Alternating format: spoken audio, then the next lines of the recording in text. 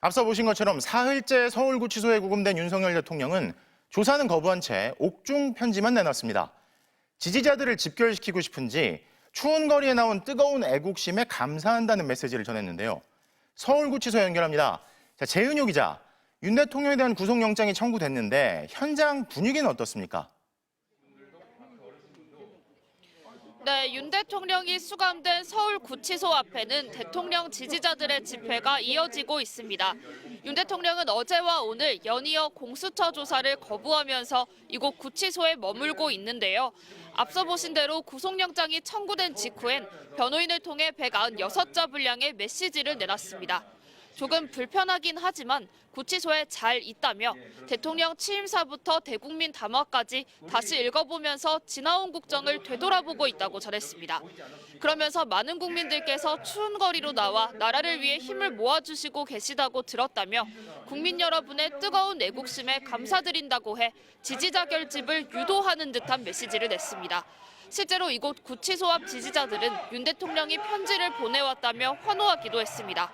오후에는 윤 대통령을 면회한 석동현 변호사가 직접 집회 무대에 올라 왜 윤 대통령이 수사를 거부하는지를 설명하기도 했습니다. 대통령의 수준 높은 국정을 검사의 얕은 생각과 논쟁할 수 없다고 주장하면서 재판관들이 있는 탄핵 심판에는 나가겠다고 밝혔습니다. 직접 들어보시죠. 국정을 하면서 겪는 여러 가지 그 넓고 복잡하고 깊은 상황을 아니 그 검사들한테 뭐라고 거기를 논쟁을 하겠냐. 그 짧은 얕은 생각으로 묻는 거를 답답부터 아니다 하겠냐. 그래서 조사에 응하지 않는다. 자, 그런데 구속영장이 발부가 되면 윤 대통령이 머무는 공간이 달라지죠?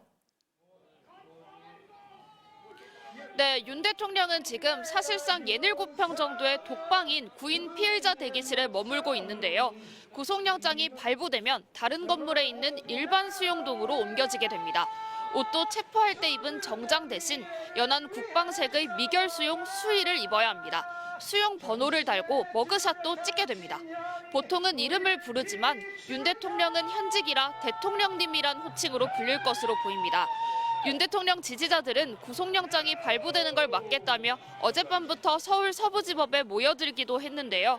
법원 정문을 닫지 못하게 방해한 혐의로 한 명이 체포되기도 했습니다.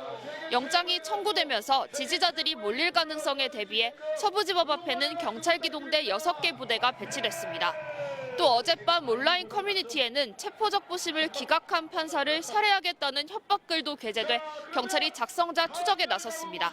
지금까지 서울구치소에서 전해드렸습니다.